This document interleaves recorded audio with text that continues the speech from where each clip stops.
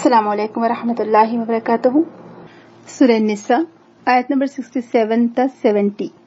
نحمده ونصلی علی رسولہ الکریم، اما بعد، فاعوذ باللہ من الشیطان الرجیم، بسم اللہ الرحمن الرحیم۔ رب اشرح لی صدری ویسر لی امری واحلل عقدۃ من لسانی یفقہوا قولی۔ اللہم ارنا الحق حقا وارزقنا اتباعہ وَأَرِنَا الْبَاطِلَ بَاطِلًا وَارْزُقْنَا اجْتِنَابَهُ آمین یا رب العالمین۔ وَلَوْ أَنَّا كَتَبْنَا عَلَيْهِمْ أَنِ اقْتُلُوا أَنفُسَكُمْ أَوْ اخْرُجُوا مِنْ دِيَارِكُمْ مَا فَعَلُوهُ إِلَّا قَلِيلٌ مِّنْهُمْ وَلَوْ أَنَّهُمْ فَعَلُوا مَا يُوعَظُونَ بِهِ لَكَانَ خَيْرًا لَّهُمْ وَأَشَدَّ تَثْبِيتًا۔ اور اگر بے شک فرض کر دیتے ہم ان پر یہ کہ قتل کرو تم اپنی جانوں کو یا نکلو تم اپنے گھروں سے، تو نہ کرتے وہ یہ کام مگر تھوڑے ان میں سے۔ اور اگر بلا شبہ کر لیتے وہ کام کہ نصیحت کیے جاتے ہیں وہ اس کی، تو ہوتا بہت بہتر ان کے لیے اور زیادہ ثابت قدم رکھنے والا دین میں۔ ایک اور ترجمہ دیکھیے۔ اور اگر ہم ان پر واجب کر دیتے کہ وہ اپنے آپ کو قتل کریں یا اپنے گھروں سے نکل جائیں، تو ماں سوائے چند آدمیوں کے ان میں سے کوئی بھی ایسا نہ کرتا۔ اور اگر وہی کچھ کر لیتے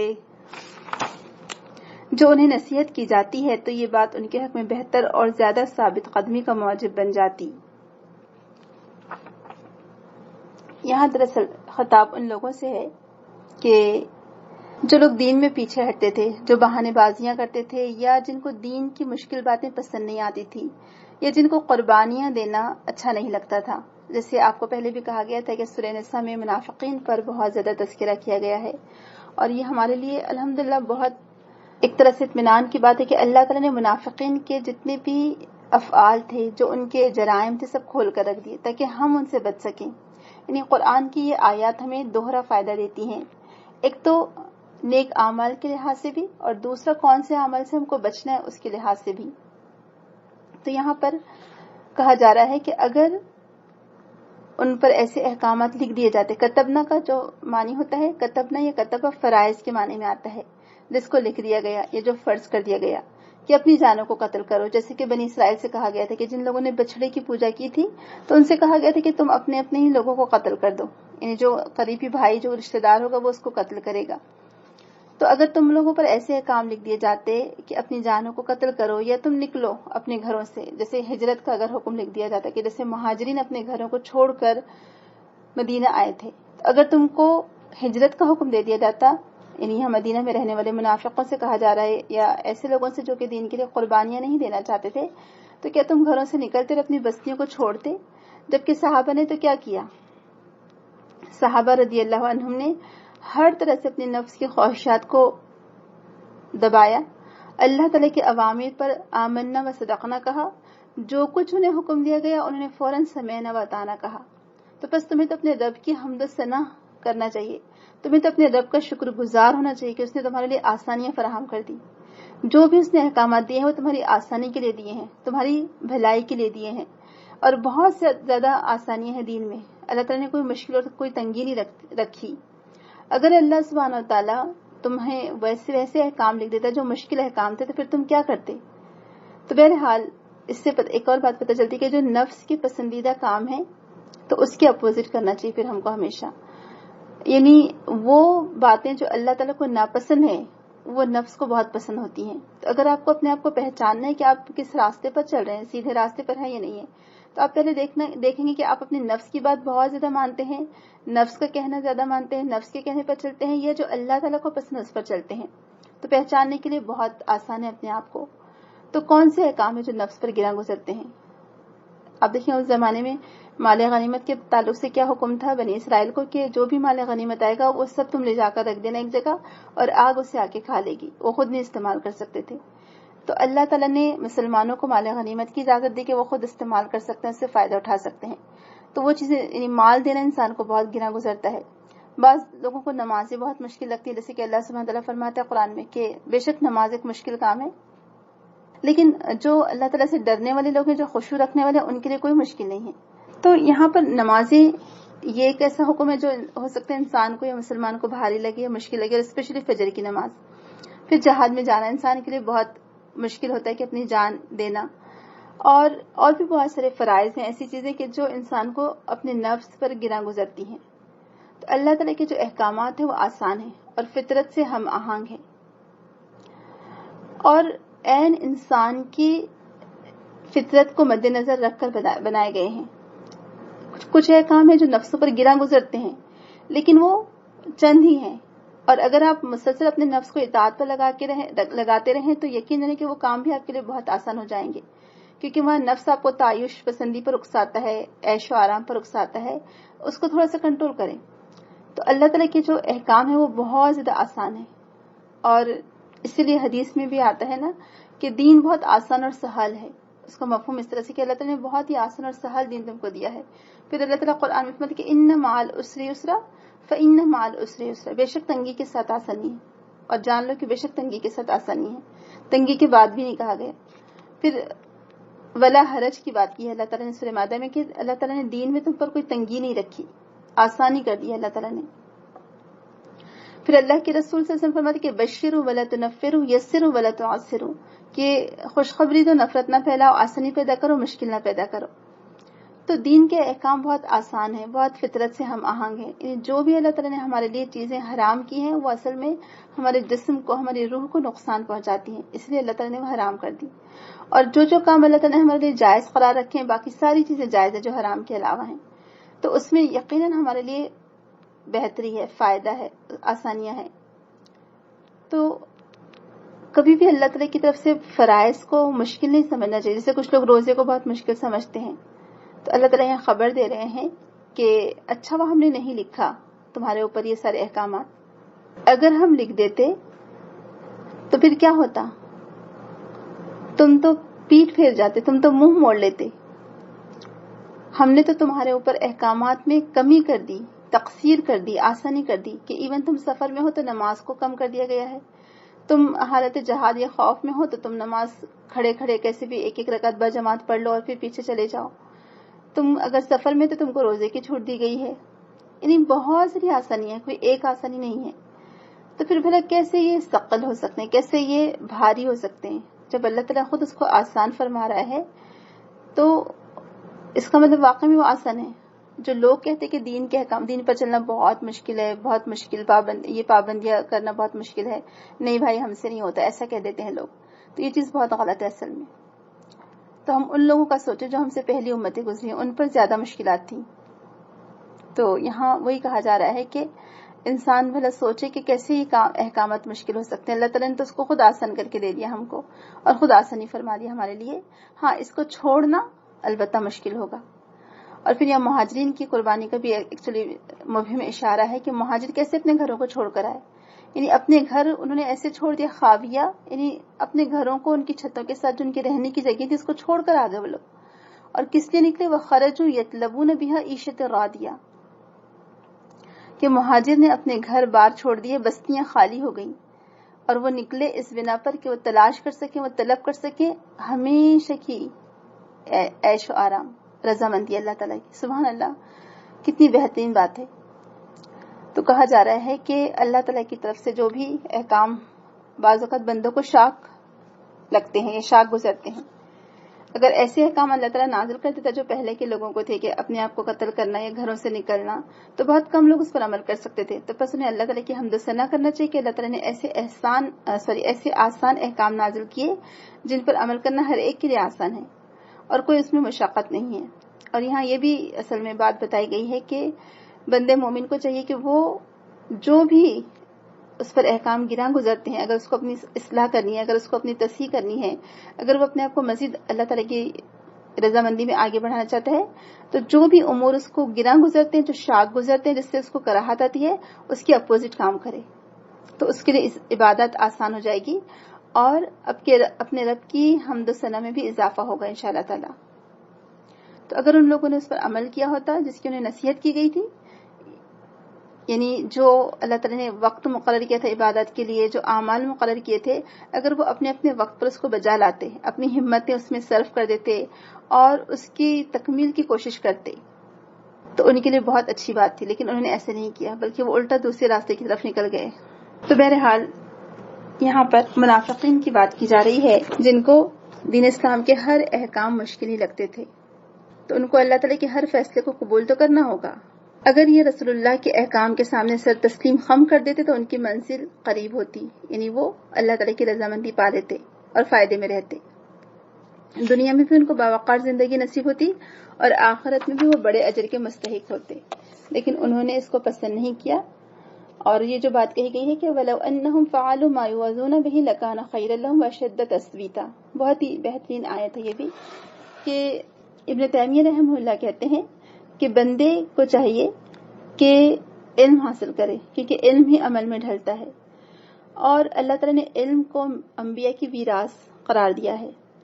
اگر کوئی شخص نہیں جانتا ہے تو اس کا مطلب ہے کہ پھر وہ فائدہ نہیں اٹھا سکتا، کیونکہ یہاں یہ آیت اس بات کی دلیل ہے کہ وَلَوْ أَنَّهُمْ فَعَلُوا مَا يُوعَظُونَ بِهِ لَكَانَ خَيْرًا لَهُمْ وَأَشَدُّ تَثْبِيتًا، یعنی واعظ کا فائدہ، اگر وہ اس واعظ پر نصیحت کرتے، اگر ان کو جو نصیحت کی گئی تھی یا جو ان کو یاد دہانی کرائی جا رہی تھی، اگر اس پر وہ عمل کرتے، یعنی واعظ ان کو جو دیا جا رہا تھا، جو ان کو باتیں بتائی جا رہی تھی، اگر اس پر وہ عمل کر لیتے یا اس پر ثابت قدم رہتے تو ان کے لیے بہتر ہوتا، خَيْرًا لَهُمْ وَأَشَدَّ تَثْبِيتًا، اور زیادہ ثابت قدمی کے لحاظ سے۔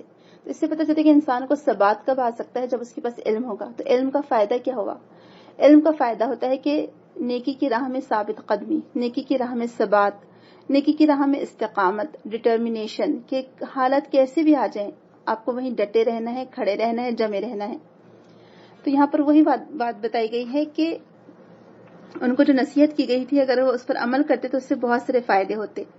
پہلی چیز کہ بھلائی کا حصول، یعنی بھلائی ان کو حاصل ہوتی، لکانا خیر لہم، البتہ ان کے لیے بہتر ہوتا، یعنی ان کا شمار نیک لوگوں میں ہوتا، جو بھی وہ نیک کام کرتے تو اس سے ان کی صفت نیکوکاروں میں لکھی جاتی، جس کا ان کو حکم دیا گیا تھا۔ اس سے پتہ چلتا ہے کہ اچھائی پر عمل نہ کرنا یہ نافرمان لوگوں کی کوالٹی ہے، یعنی اس کی ضد ہے اصل میں، تو وہ نافرمان لوگ ہوں گے جو فرما برداری نہیں کرتے۔ دوسرا فائدہ یہ ہوتا ہے کہ ثابت قدمی اور اس میں مزید اضافہ۔ اب دیکھیں، علم پر عمل یا واضح نصیحت پر عمل انسان کو ایک طرح سے استقامت عطا کرتا ہے، ثابت قدمی عطا کرتا ہے۔ آپ دیکھیں، اگر آپ نیک لوگوں کے ساتھ رہتے ہیں اور ہمیشہ اچھی اچھی باتیں سنتے رہتے تو اسی سے تو آپ دیکھیں نیکیوں میں اضافہ ہوتا ہے نا، آپ پیچھے نہیں جاتے ریورس، یعنی برائیوں کی طرف نہیں جاتے، بلکہ آپ کا معاملہ کیا ہوتا ہے کہ آپ نیکیوں میں آگے بڑھتے چلے جاتے ہیں۔ الحمدللہ اللہ تعالیٰ ایک کے بعد ایک نیکی کی توفیق دیتا ہے۔ پھر مشکلات آتی ہیں، مصائب آتے رہتے، جیسے اب یہ پینڈیمک سے جس حال سے گزر رہے ہیں ہم سب لوگ، اس میں بہت سے لوگ ڈپریشن کا شکار ہیں، کچھ لوگوں نے تو خودکشی تک کر لی ہے۔ 3 کیسز ایسے سامنے ہیں جو آس پاس کی ہیں کہ جنہوں نے خودکشی کر لی ان حالات سے مایوس ہو کر۔ تو جب آپ نیکی کی راہ اختیار کرتے ہیں، واعظ و نصیحت پر عمل کرتے ہیں، نیک لوگوں کی صحبت اختیار کرتے ہیں اور ان کی اچھی اچھی باتوں پر عمل کرتے ہیں، تو اللہ تعالیٰ اس سے آپ کو ثابت قدمی عطا کرتا ہے، آپ کے دل میں ٹھہراؤ آ جاتا ہے اور نیکی پر اللہ تعالیٰ ثبات عطا کرتا ہے۔ اور یہ اہل ایمان کا خاصہ ہے کہ اور ان کو اس پر قائم رہنے کی نصیحت بھی کی جا رہی ہے، جس کو اللہ تعالیٰ ثابت قدمی سے نوازے، بہت بڑی کوالٹی ہے۔ تو بس اللہ تعالیٰ ان کو ثابت قدمی عطا کرتا ہے، اور ثابت قدمی کا مطلب یہ ہے کہ جو بھی اللہ تعالیٰ کے احکامات ہیں اس پر ہر حال میں آمنا و صدقنا کہنا، سمعنا و اطعنا کہنا، جو بھی اللہ تعالیٰ نے احکامات نازل کیے ہیں اس کے اوپر عمل کرنا پوری طرح سے، اور یہ فتنوں کے دور ہونے کا بھی ذریعہ بنتا ہے۔ سبحان اللہ، جب ثابت قدمی اللہ تعالیٰ انسان کو عطا کرتے ہیں تو پھر فتنوں میں انسان ڈاواڈول نہیں ہوتا، کیونکہ فتنے بھی انسان کو بعض اوقات ایمان کو کمزور کر دیتے ہیں اور اس کو جھکا دیتے ہیں حالت کے آگے۔ پھر گناہوں سے بچنے کی توفیق اس کو نصیب ہوتی ہے، نفس کو کنٹرول کرنے کی عادت ہوتی ہے، اور پھر وہ نفس کے تقاضوں کو پورا کرنے میں نہیں لگ جاتا انسان، بلکہ وہ اللہ تعالیٰ کے احکام کو پورا کرنے میں لگتا ہے، اور صبر و شکر اس کے اندر پیدا ہوتا ہے، اور یہ ثابت قدمی کی صفت اس کے اندر پیدا ہوتی ہے۔ تو اللہ تعالیٰ کی طرف سے مدد بھی آتی ہے، فرشتے ساتھ دیتے ہیں، اور قبر میں بھی ساتھ ہوگا، نزا میں بھی، یعنی موت کے وقت بھی ساتھ ہوگا، اللہ تعالیٰ اس وقت مدد فرمائے گا، قبر میں ثابت قدمی عطا کرے گا۔ پھر جب حساب کتاب ہوگا اور سوالات پوچھے جائیں گے اس وقت بھی اللہ تعالیٰ ان کو ثابت قدمی عطا کرتا ہے۔ تو یہ کب ہوتا ہے؟ جب انسان شرعی احکام کا عادی ہوتا ہے، شرعی احکام کو بجا لانے میں مسلسل لگا رہتا ہے۔ جب شرعی احکام ہم پورے کرتے ہیں تو آپ دیکھیں ہم اس سے مانوس ہو جاتے ہیں، اور پھر کوئی بھی عمل ہم کو مشکل نہیں لگتا۔ جیسے مثال کے طور پر تہجد کی مثال ہے، فجر تو فرض ہے، وہ تو ہر حال میں ہر ایک کو پڑھنا فرض ہے، لیکن بہت سارے مسلمان فجر بھی نہیں پڑھتے ہیں، آپ کو ایک دن مشکل، جن لوگوں کو فجر میں اٹھنے کی عادت نہیں ہوتی وہ ایک دن مشکل لگے گی، 2 دن مشکل لگے گی، جب آپ روز اٹھتے رہیں گے تو آپ کو چھوڑنا مشکل ہو جائے گا اس کا. یعنی آپ کو نماز پڑھنے کی اتنی الحمدللہ عادت ہو جائے گی کہ جس دن اگر یعنی کوئی مس ہو گئی نماز یا کوئی آگے پیچھے ہو گئی تو آپ کو تکلیف ہوگی بلکہ الٹا. تو جب آپ شرعی احکام سے مانوس ہو جاتے ہیں تو پھر آپ کو وہ آسان لگنے لگتے ہیں، اور یہی اس کی یعنی ثبات ہے کہ اللہ تعالیٰ آپ کو اس میں ثبات عطا کرتا ہے. پھر وہ احکام ہم کو اتنے محبوب ہو جاتے ہیں کہ انسان اس کو مشتاق بن جاتا ہے، اس کا دل چاہتا ہے کہ کب ہو اذان اور وہ کب اللہ کے سامنے کھڑا ہو. پھر تو وہ 5 فرائض نہیں پڑھتا بلکہ تہجد کے لیے بھی اٹھتا ہے اور کھڑے ہوتا ہے اللہ تعالیٰ کے آگے. پھر اس کا نیکیوں کے لیے اشتیاق بڑھتا چلا جاتا ہے اور پھر یہ اس کے لیے مددگار ثابت ہوتے ہیں. اور اللہ تعالیٰ فرماتا ہے کہ اگلی آیت میں 67 میں وَإِذَا لَآتَيْنَاهُم مِّن لَّدُنَّا أَجْرًا عَظِيمًا، اور البتہ یعنی سبحان اللہ، یعنی یہاں ایک طرح سے پوری طرح سے دلیل کے ساتھ بات کی گئی ہے اور اس میں زور پیدا کیا گیا ہے کہ جو انہیں نصیحت کی جاتی ہے اگر وہ اس پر ثابت قدم رہتے تو اس وقت وَإِذًا لَآتَيْنَاهُم، تو ہم ان کو اپنے ہاتھ سے بہت بڑا اجر دیتے. یعنی پہلے تو نیکیوں میں ثبات ہے، وہ مل رہا ہے، نیکیوں پر ثابت قدمی مل رہی ہے. تیسرا فائدہ کیا مل رہا ہے؟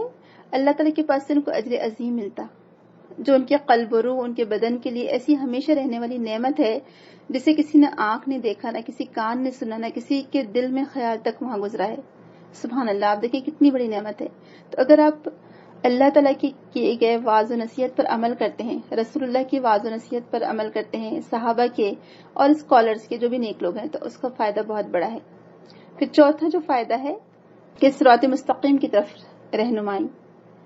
آگے جو اللہ تعالیٰ فرما رہا ہے آیت نمبر 68 میں وَلَهَدَيْنَاهُمْ صِرَاطًا مُسْتَقِيمًا.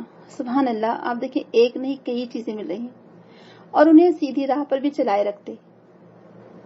یعنی اللہ تعالیٰ ان کو سیدھے راستے کی ہدایت دیتا. ہدیناہم، ہم انہیں رہنمائی کرتے، ہم انہیں ہدایت دیتے سیدھے راستے کی، صراط مستقیم کی. صراط مستقیم کیا ہے؟ یہ جنت والا راستہ ہے، یہ اللہ تعالیٰ کی رضامندی والا راستہ ہے. تو اگر تم لوگ اللہ تعالیٰ کے احکامات پر عمل کرو گے، ثابت قدم رہو گے، اس واعظ کو سنو گے. آپ دیکھیں ایک علم کا فائدہ کیا ہو رہا ہے.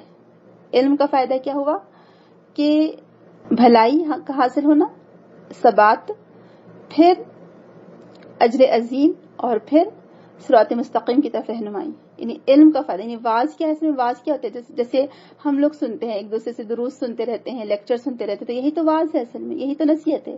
رسول اکرم کا جمعہ کا خطبہ کیا ہوتا تھا؟ وہ واعظ ہی ہوتا تھا اصل میں.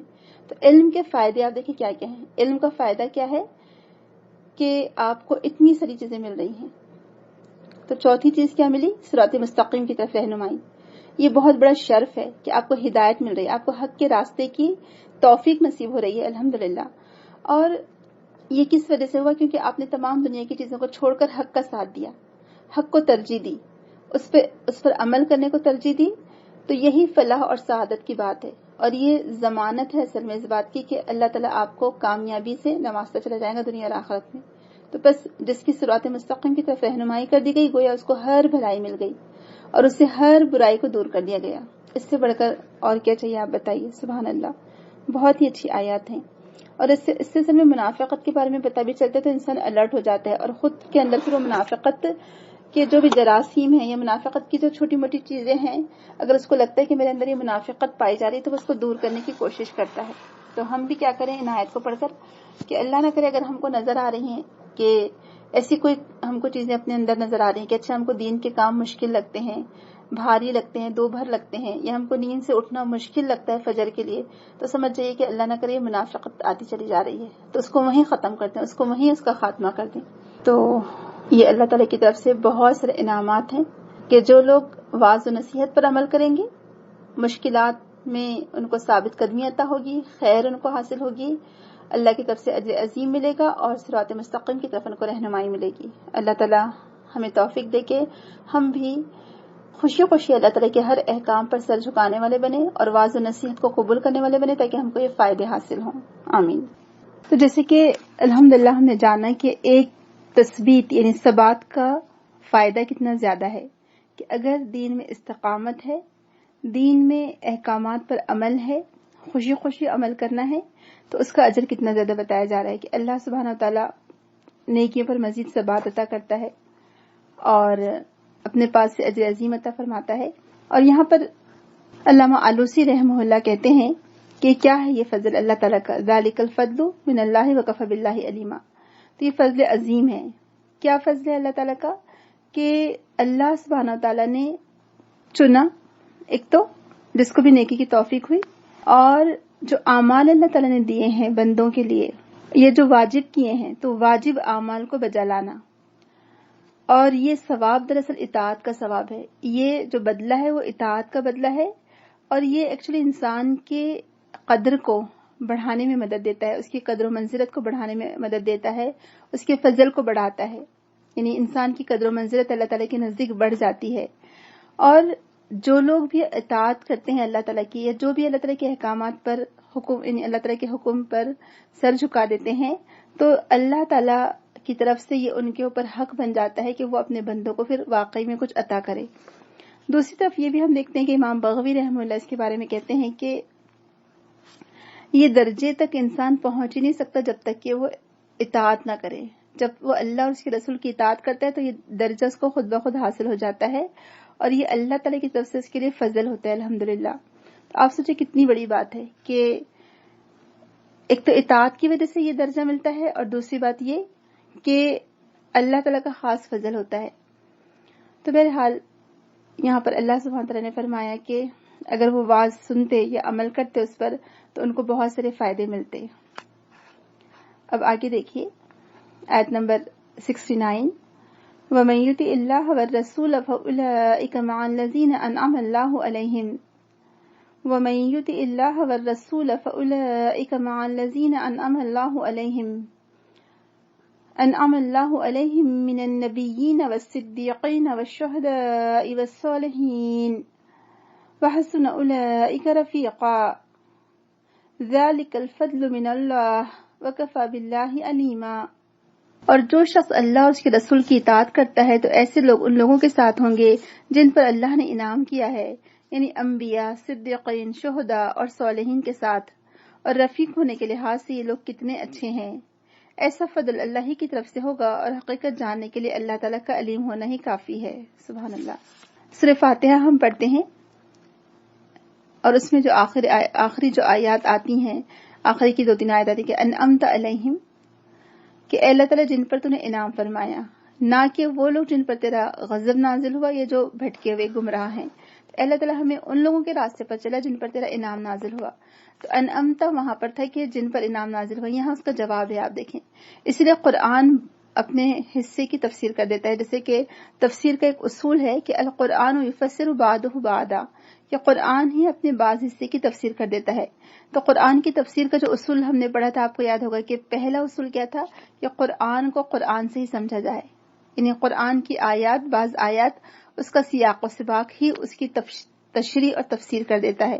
تو وہاں پر انعمت علیہم، اے اللہ تعالیٰ انعام یافتہ لوگوں میں ہمیں شامل فرما. اور یہاں اللہ تعالیٰ نے بتا دیا کہ کون لوگ ہوں گے وہ انعام یافتہ لوگ، کہ جو لوگ اطاعت کریں گے اللہ اور اس کے رسول کی تو اللہ تعالیٰ ان کو انعام یافتہ لوگوں میں شامل کرے گا، جو نبی ہوں گے، صدیق ہوں گے، شہداء ہوں گے اور صالحین ہوں گے. اور اللہ تعالیٰ خود فرمائے گا وَحَسُنَ أُولَٰئِكَ رَفِيقًا، کہ کیا ہی اچھے ہیں یہ رفیق، کیا ہی اچھے ہیں یہ ساتھی. سبحان اللہ.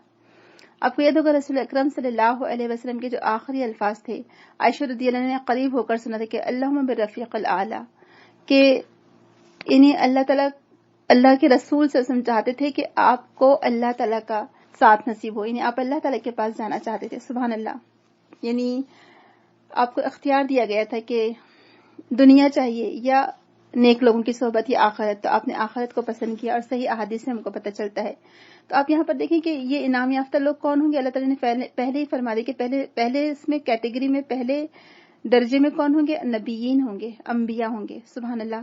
سب سے بہترین درجہ، سب سے بڑا درجہ انبیاء کا ہوگا، کیونکہ انہوں نے اللہ تعالیٰ کے راستے میں بہت صعوبتیں اٹھائی، اللہ کے دین کی تبلیغ کا کام کیا. اللہ تعالیٰ نے ان کو چنا، برگزیدہ بندے تھے یہ اللہ تعالیٰ کے. سبحان اللہ. کہ نبی ہوں گے، پھر صدیق ہوں گے، اور صدیق میں وہ سارے لوگ آتے ہیں جنہوں نے سچ کی پیروی کی، سچ کی گواہی دی، ہمیشہ سچ کے لیے ڈٹے رہے، یعنی اللہ اور اس کے رسول کی بات پر لبیک کہا اور اس کے لیے ڈٹے رہے، جنہوں نے اپنی پوری زندگی صداقت پر گزار دی. شہداء، جنہوں نے گواہی دی اس بات کی کہ واقعی میں اللہ ایک ہے اس کے رسول محمد صلی اللہ علیہ وسلم جو کہ آخری نبی ہیں، انہوں نے ان تمام باتوں پر گواہی دی، یہاں تک کہ گواہی دیتے دیتے انہوں نے آخر اپنی جان بھی دے دی، یعنی اپنا مال، اپنا وقت، سب کچھ لگایا تو لگایا ہی، لیکن انہوں نے اس بات کی گواہی پر کہ جو گواہی انہوں نے دی تھی وہ سچی تھی، اور ایک اللہ کو مانا چاہیے، آخر کار انہوں نے اس بات کے لیے اپنی جان بھی دے دی. تو یہ شہدا ہوں گے. اور صالحین وہ تمام نیک لوگ. ہم اس کو ایک بار اور پھر دیکھ لیتے ہیں. بہت ہی امپورٹنٹ اور بہت اہم آیت ہے کہ یہ کون لوگ ہیں جن کے اوپر اللہ سبحانہ تعالیٰ کا انعام ہوگا.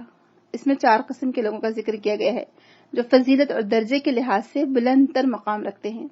سب سے پہلے اس میں انبیاء آتے ہیں، اور اس میں ہم سب جانتے ہیں کہ انبیاء کا جو درجہ ہے وہ سب سے بڑا ہوگا، سب سے اونچا ہوگا، کیونکہ امت کا افضل ترین فرد انبیاء یعنی نبی ہوتے ہیں، کیونکہ یہ اللہ تعالیٰ ان کو اپنی نبوت کے لیے چنتا ہے. تو اللہ تعالیٰ اپنے خاص بندوں کو ہی چنتا ہے جن میں اللہ تعالیٰ وہ کوالٹیز دیکھتا ہے.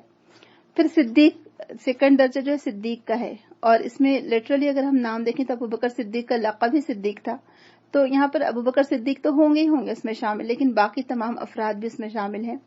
تو صدیق سے مراد ایسا پرسن ہے جو اپنے ہر معاملے میں حق کی گواہی دینے والا ہو، سچ بولنے والا ہو، حق کا ساتھ دینے والا ہو، حق کی گواہی دیتا بھی رہے اور اسے قبول بھی کرے حق کو، اور باطل کے خلاف ڈٹ جائے، جیسے کہ ابوبکر صدیق نے کیا تھا کہ سب کچھ ہو گیا ان کے ساتھ لیکن وہ راستے سے ہٹے نہیں ماشاءاللہ. اس لیے اللہ تعالیٰ نے، اللہ کے رسول نے ان کو صدیق کا لقب دیا. اور یہاں ان تمام لوگوں کا جواب موجود ہے کہ جو کہتے ہیں نعوذ باللہ کہ ابوبکر صدیق نے کچھ ناانصافی کی تھی علی رضی اللہ عنہ کے ساتھ، یہ سب خود ساختہ باتیں ہیں. صحابہ ہماری سوچ سے بھی زیادہ اچھے لوگ تھے ماشاءاللہ، ہماری سوچ بھی نہیں پہنچ سکتی وہاں پر. خود علی رضی اللہ عنہ ابوبکر صدیق کے بارے میں گواہی دیا کرتے تھے ماشاءاللہ. وہ لوگ بہت وسعت دل اور وسعت نظر والے لوگ تھے، ہمارے جیسے تھوڑ دلے اور تنگ نظر نہیں تھے. تو ان کے آپس میں کوئی اس طرح سے رنجشی نہیں تھی، اختلاف رائے ہوتا تھا لیکن وہ اس کو دل میں پکڑ کے نہیں رکھ لیتے تھے جگہ. تو بہرحال صدیق یہ لوگ ہوں گے جن کے راستے پر ہمیں چلنے کی ترغیب دی جا رہی ہے کہ انہوں نے پوری زندگی صداقت کے لیے گزاری. اور تیسرے شہید ہوں گے، اور اس کے ویسے تو لفظی معنی ہوتے ہیں گواہ، اور اللہ تعالیٰ کے راستے میں جان دینے والے کو شہید بھی اس لیے کہا جاتا ہے کہ وہ ایمان کی صداقت پر اپنی زندگی گزارتا ہے. یعنی اس کا پورا عمل دراصل وہ اس کے ایمان کی گواہی ہوتا ہے. یعنی اس کے عمل سے پتہ چل جاتا ہے کہ یہ ایمان والا ہے، اس کا عمل گواہی دیتا ہے. یہاں تک کہ پھر وہ اپنی جان دے کر بھی یہ ثابت کر دیتا ہے کہ جس چیز پر وہ ایمان رکھتا تھا اسے وہ درست بھی سمجھتا تھا، اسی لیے اس نے اس کے لیے جان دے دی کہ جان دی ہوئی اسی کی تھی. حق تو یہ ہے کہ حق ادا نہ ہوا. اور پھر چوتھا، صالح سے مراد ایسے نیک لوگ، صالح لوگ جن کے ہر عمل اور ہر حرکت سے ان کی نیکی ظاہر ہوتی ہو، جن کو دیکھ کر اللہ یاد آ جاتا ہو، جنہوں نے اپنی پوری زندگی میں اللہ اور اس کے رسول کی اطاعت کی ہو، نیکی کا رویہ رکھا ہو، اور کام آنے والے لوگ، صالح لوگ. آپ دیکھیں صالحین جو ہے وہ غاروں پہاڑوں میں جا کر نہیں بستے ہیں، وہ کونے نہیں پکڑ لیتے خانقاہوں اور مدرسوں اور مسجدوں کے، بلکہ یہ اللہ کی اطاعت کے ساتھ ساتھ یہ لوگوں کے کام آنے والے لوگ بھی ہیں جو لوگوں کی مدد کرتے ہیں نیکی کے راستے میں، یا کوئی بھی جو بھی مدد کی ضرورت ہوتی ہے وہ اس میں لگے رہتے ہیں. تو جو شخص بھی اللہ اور اس کے رسول کی اطاعت کرتا ہو تو اس کو یہ سارے انعامات ملیں گے، اور دنیا میں بھی اس کے لیے عزت کی زندگی کا وعدہ ہے، اور آخرت میں بھی اس کے لیے بہت ہی زیادہ انعامات، فضل و کرم ہے اللہ سبحانہ تعالیٰ کے. یہ آیت دراصل ہمیں ترغیب دیتی ہے کہ ہم کو چاہیے، اگر وہ لوگ، ایسے لوگوں کا ساتھ چاہیے، ایسے لوگوں کی کمپینین شپ چاہیے جو نیک اور صالح ہوں گے، کیونکہ دیکھیں تمام انبیاء کی ہی یہ خواہش رہی تھی. اگر آپ لوگوں نے سورہ یوسف کی تفسیر پڑھی ہے تو اس میں دیکھیں یوسف علیہ السلام حالانکہ وہ خود محسن تھے ماشاءاللہ، ان کی خود کی سیرت اتنی اچھی تھی، اس کے باوجود بھی انہوں نے کیا دعا کی تھی کہ فاطر السماوات والارض انت ولی فی الدنیا والآخرہ توفنی مسلما والحقنی بالصالحین. کہ اللہ تعالیٰ کی تعریف بیان کرنے کے بعد کہ اللہ تعالیٰ مجھے اسلام پر موت دینا، توفنی مسلمن، یعنی انبیاء کو بھی اس بات کی فکر رہتی تھی کہ ان کی موت اسلام کی حالت میں آئے کیونکہ شیطان ساتھ میں لگا ہوا ہے. اور دوسری دعا انہوں نے کی تھی کہ والحقنی بالصالحین، اور اے اللہ تعالیٰ مجھے صالح لوگوں کا ساتھ نصیب کر، مجھے ملا دے، مجھے ان کا حلقہ نصیب کر، مجھے ان سے ملا دے، میں ان کے سرکل میں بیٹھوں یا میں ان کے سرکل میں رہوں، مجھے ان کی کمپینین شپ ملے. سبحان اللہ، انبیاء تک اس بات کی خواہش کرتے رہے اور اس کی دعائیں کرتے رہے کہ اللہ تعالیٰ ہم کو آخرت میں بھی صالحین کی صحبت نصیب فرما. تو یہ کب ہوگی؟ جب دنیا میں نیک لوگوں کی صحبت رہی تھی. تو دنیا میں بھی ایسے حلقے تلاش کریں، ایسی مجلسیں تلاش کریں، ایسے نیک لوگوں کی کمپینین شپ اختیار کریں جو آپ کو نیکی کی ترغیب دیتے ہوں، جو آپ کو نیکی کے راستے پر چلاتے ہوں، جو آپ کو نیکی کے کاموں میں مددگار بننے کے لیے آگے آگے رہتے ہوں آپ کے لیے. اور پھر رسول اکرم کی رفاقت کیسے ہم کو نصیب ہو سکتی ہے؟ حالانکہ ہم اور وہ کہاں بھلا، وہ تو رسول اللہ ہے اور ہم عام انسان اور بندے ہیں. جیسے میں نے آپ کو اس دن بھی وہ حدیث بتائی تھی، میں نے کہا بھی تھا کہ ہم اگلے لیکچر میں بھی یہ حدیث کو سنیں گے انشاءاللہ، کہ ایک صحابی تھے، اور یہ حدیث مجھے بہت اچھی لگتی ہے پرسنلی، مجھے پسند ہے، یعنی مجھے ذاتی طور پر بھی یہ حدیث بہت پسند ہے، کہ ایک صحابی تھے جو ہمیشہ رسول اکرم صلی اللہ علیہ وسلم کو وضو کرایا کرتے تھے. ربیع بن کعب اسلمین کا نام تھا. ینگ سے لڑکے تھے، اور کہا جاتا ہے کہ رات میں جب بھی تہجد کے لیے آپ سے کو رفع حاجت کی ضرورت محسوس ہوتی تو یہ یعنی کھڑے تیار رہتے تھے کہ کب رسول اکرم باہر نکلے، کب میں ان کی خدمت کروں. تو ایز اے والنٹیئرلی انہوں نے اپنے آپ کو آپ کی خدمت میں پیش کیا تھا. کوئی ایسے یعنی خاندانی غلام نہیں تھے وہ، بلکہ اپنی خوش قسمتی کے طور پر انہوں نے اپنے آپ کو مخصوص کر دیا تھا رسول اکرم کی خدمت کے لیے. تو آپ کو رفع حاجت کے لیے لے کے جاتے تھے، اور آپ کا پانی ساتھ لے کر چلتے تھے، آپ کو وضو کرایا کرتے تھے. اور کہا جاتا ہے کہ بہت دور سے آپ کے لیے کوئی کنویں کا پانی لانا پڑتا تھا، کیونکہ آپ صلی اللہ علیہ وسلم اسی کنویں کے پانی کو پسند فرماتے تھے. تو یہ صحابی اسی کنویں سے دور سے پانی لایا کرتے تھے آپ کے لیے. تو وہ کہتے ہیں کہ میں رسول اکرم کے ساتھ رہا کرتا تھا، اور آپ کے پاس وضو اور حاجت کا جو پانی ہے وہ لایا کرتا تھا. ایک دفعہ میں آپ کو وضو کروا رہا تھا تو آپ صلی اللہ علیہ وسلم نے خوش ہو کر فرمایا، مانگ اے ربیہ، کیا مانگتا ہے؟ سبحان اللہ. آپ دیکھیں، میں نے کہا جنت میں آپ صلی اللہ علیہ وسلم کی رفاقت چاہتا ہوں. رفاقت کا ہی لفظ آتا ہے حدیث کے جو عربی کے الفاظ بھی ہیں، کہ اس میں رفاقت ہی کا لفظ، یعنی آپ کا ساتھ، آپ یعنی پیئر جیسے ہوتے ہیں نا کہ ساتھ ساتھ رہنا.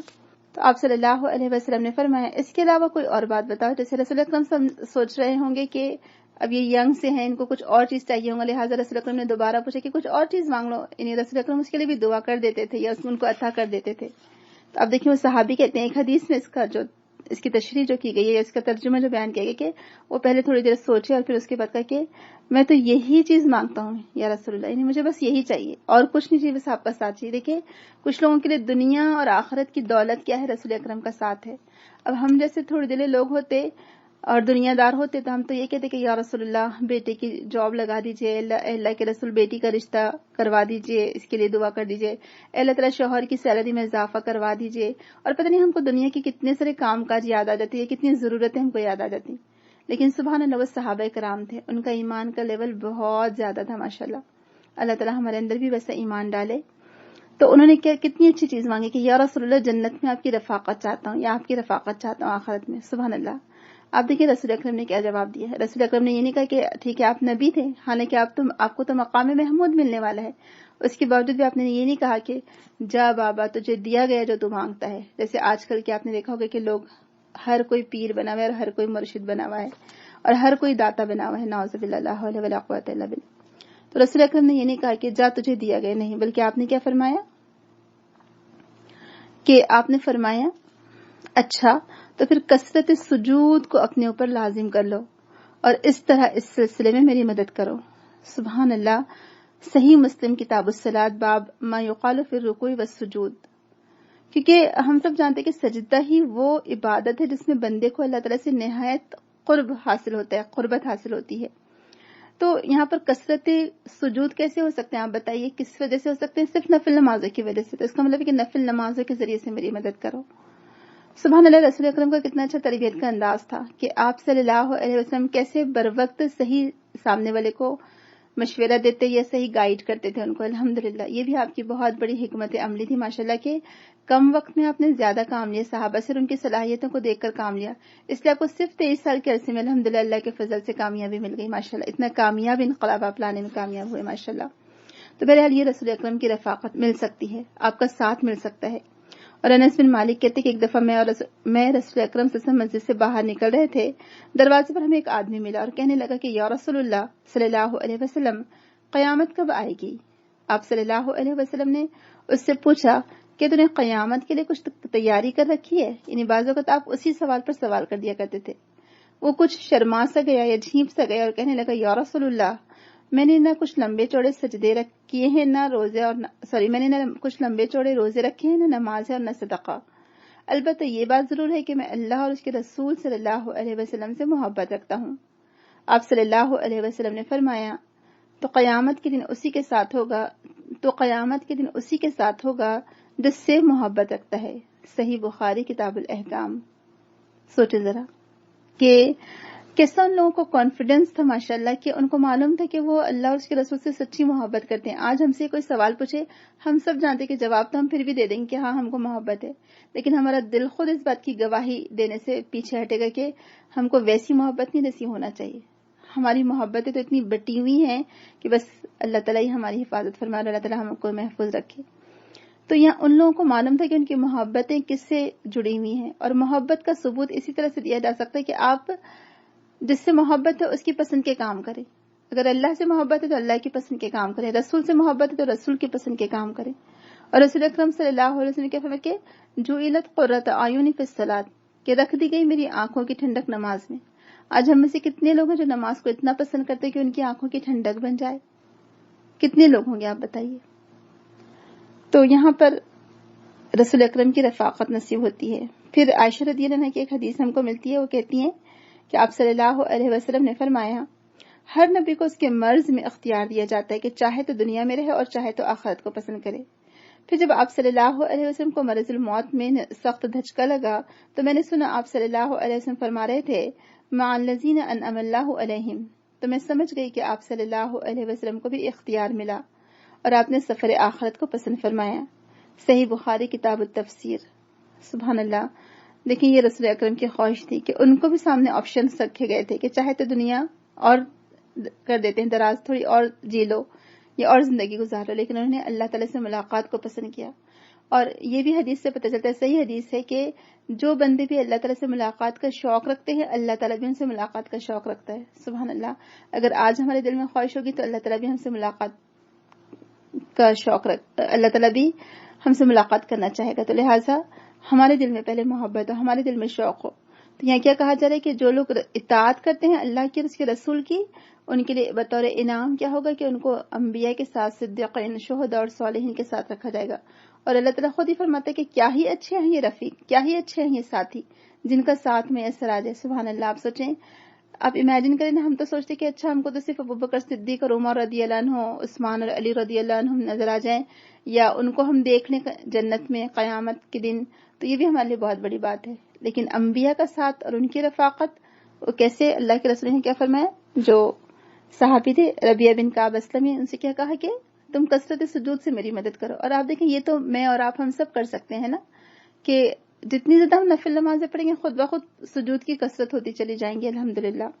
تو نفل نمازوں کو اپنے لیے لازم رکھ لیں. اور دوسری بات یہ ہے کہ فرائض کی پابندی کریں، نماز میں خشوع اختیار کریں، اور سب سے بڑھ کر تہجد کی. ان نفل نمازوں میں اللہ تعالیٰ کو سب سے زیادہ محبوب نماز، سب سے زیادہ پسندیدہ نماز تہجد کی نماز ہے. تو اس کی کوشش کریں. اللہ تعالیٰ توفیق دے ہم سب کو. اور اسی لیے پھر لاسٹ میں اللہ تعالیٰ فرماتے ہیں کہ ذالک الفضل من اللہ وکفی باللہ علیما، کہ اللہ تعالیٰ کا فضل ہے یہ، اور اللہ تعالیٰ کافی ہے اس چیز کے لیے، یعنی وہ سب کچھ ہی جانتے ہیں، وہ علیم ہونا ہی اس کا کافی ہے. تو یہاں پر یہ ایسا فضل ہے اللہ کی طرف سے ہوگا، اور حقیقت جاننے کے لیے اللہ تعالیٰ کا علیم ہونا ہی کافی ہے. یعنی اس کی کیا سچویشن ہوگی، کیسے ہوگا، کیسے مسلمانوں کو یہ سب ملے گا، اس کی حقیقت اللہ تعالیٰ ہی جانتا ہے، اور کسی اور کو جاننے کی ضرورت بھی نہیں ہے. ہمیں تو بس بتا دیا گیا کہ تمہیں یہ انعامت ملے گا، ہم کو اسی طرح غیب پر ایمان لانا ہے. اور اس کے بارے میں حافظ ذہبی، امام ذہبی بہت مشہور محدث گزرے ہیں، اور امام قسطلانی رحم اللہ علیہ. میں دونوں کے نام میں کنفیوز ہوں، لیکن کوئی ایک امام قسطلانی نے یا حافظ ذہبی نے اس آیت سے بہت اچھی دلیل نکالی تھی.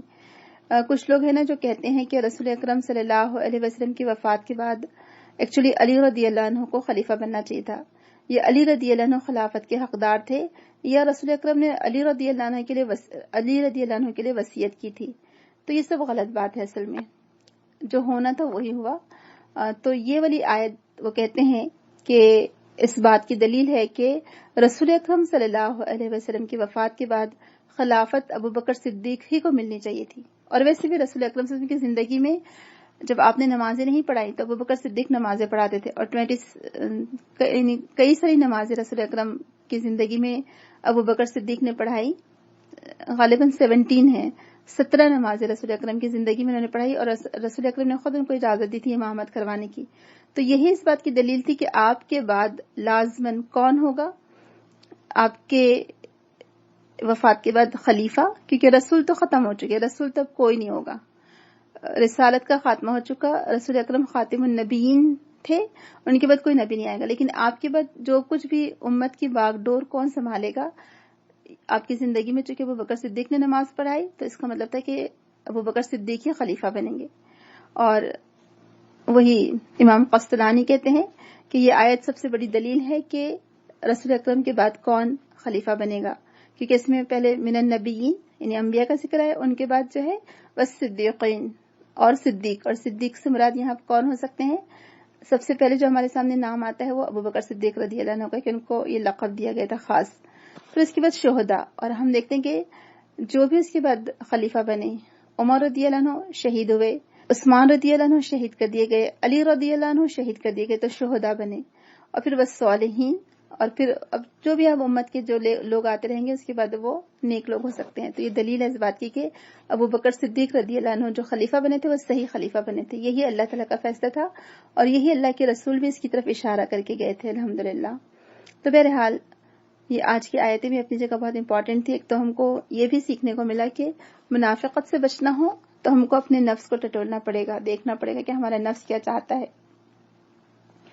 تو یہاں جو بات کہی گئی تھی، جو قابل عمل جو باتیں ہیں وہ یہ ہے کہ واعظ اور نصیحت سے فائدہ اٹھائیے، اسے غور سے سنیے، کوئی نہ کوئی لیکچر ضرور اٹینڈ کرتے رہیے، کم از کم ہفتے میں ایک بار. اگر ہفتے میں 2 بار اٹینڈ کرے کوئی لیکچر تو بہت اچھی بات ہے، اگر 2 بار نہیں کر سکتے تو ہفتے میں ایک بار کوئی واعظ و نصیحت ضرور سنیں، کوئی لیکچر ضرور سنیں، اور اس کے اوپر پھر عمل کرنے کی کوشش کریں. اور اگر ہم منافقت سے بچنا چاہتے ہوں تو وہ کام کریں جو نفس کو پسندیدہ ہے، یعنی وہ کام کی اپوزٹ کریں، وہ کام کی ضد کریں جو نفس کو پسندیدہ ہے. یعنی آپ کا نفس چاہ رہا ہے کہ اچھا سوتے رہیں اور ادھر فجر کی اذان ہو رہی ہے، تو آپ کیا کریں گے؟ نفس کی مخالفت والا کام کریں گے کہ آپ اپنی نیند کو قربان کر کے اٹھ جائیں گے اور نماز کے لیے کھڑے ہو جائیں گے. تو یہ چیز ہے، اور جس بات کی نصیحت کی گئی اس پر عمل کیا جائے. دوسری بات ہم یہاں دیکھتے ہیں کہ جو آیت تھی کہ اللہ تعالیٰ ثبات عطا کریں گے، تثبیتہ کا جو لفظ آیا تھا، تو نصیحت اور واعظ کا سب سے بڑا فائدہ کیا ہوتا ہے؟ نیک اعمال میں ثابت قدمی. تو جو بھی نصیحت سنے ہیں آج آپ لوگ، یہ چاہیے یہ سن رہے ہوں قرآن کی آیت اس کی تشریح، یا آپ نے کہیں اور سے کسی کا لیکچر سنا ہو، تو اس نصیحت کو اپنے پلوں سے باندھ لیجئے. یہ جو محاورہ ہے اردو کا صحیح ہے کہ پلوں سے باندھ لینا، تاکہ وہ یاد رہے. آپ دیکھیں کہ ہم اپنے پلوں میں جو دوپٹے کا کارنر ہوتا ہے، یا جو لوگ پہلے عورتیں ساڑیاں پہنتی تھیں تو وہ کارنر پر جو ساڑی کے پلوں یا دوپٹے کے کارنر پر ایک نوٹ باندھ لیا کرتی تھی تاکہ یاد رہے. تو جو بھی تذکر، یعنی جو بھی تذکیر کی جاتی ہے، جو واعظ کیا جاتا ہے، جو نصیحت کی جاتی ہے، اس کو غور سے سننا، اس پر عمل کرنا، اور آج جو سنے آج اس پر عمل کرنے کی کوشش کرنا. اور تیسری چیز جو ہم کو عمل کرنا ہے وہ ہے مؤذن کے قول پر لبیک کہیں، اس کا جواب دیں. جب وہ حی علی الصلاۃ کہتے ہیں کہ آؤ صلاح کی طرف، تو ہماری ذمہ داری بنتی ہے کہ ہم اسی وقت اس کا جواب دینا چاہیے کہ ہاں ٹھیک ہے، ہم اب بھی نماز کے لیے آ رہے ہیں. جب مؤذن نے آواز دی آپ کو، اب آپ کی ذمہ داری کہ آپ فوراً لبیک کہہ کر نماز کی طرف لپکیں. تو یہ تینوں عملی پوائنٹ تھے. اور قابل توجہ جو باتیں ہیں وہ یہ ہیں کہ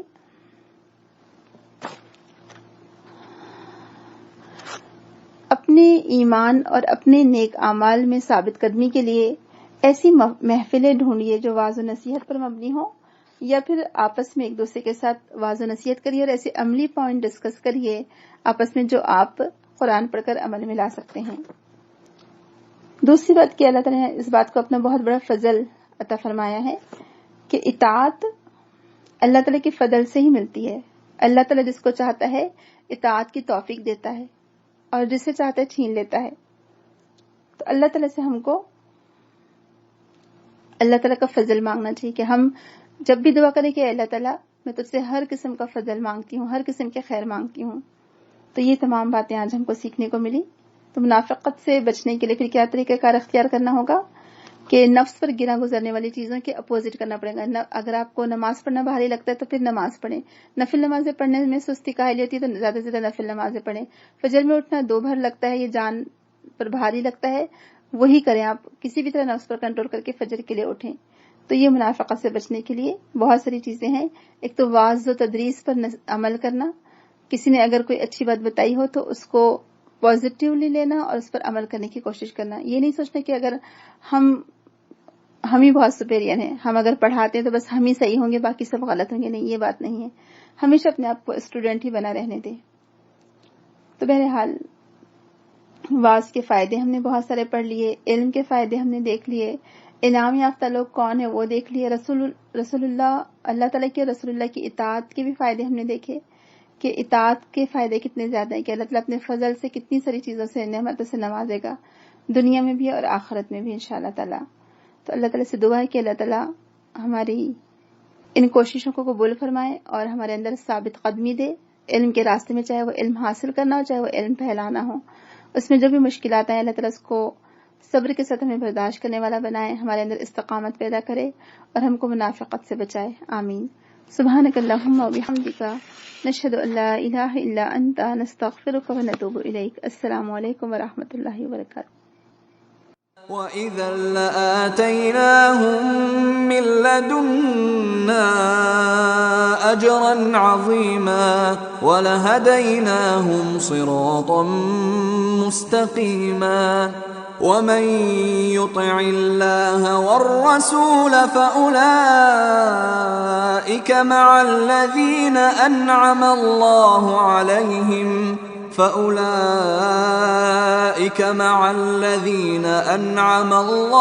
عَلَيْهِم مِّنَ النَّبِيِّينَ وَالصِّدِّيقِينَ وَالشُّهَدَاءِ وَالصَّالِحِينَ وَحَسُنَ أُولَٰئِكَ رَفِيقًا. ذَلِكَ الْفَضْلُ مِنَ اللَّهِ وَكَفَىٰ بِاللَّهِ عَلِيمًا.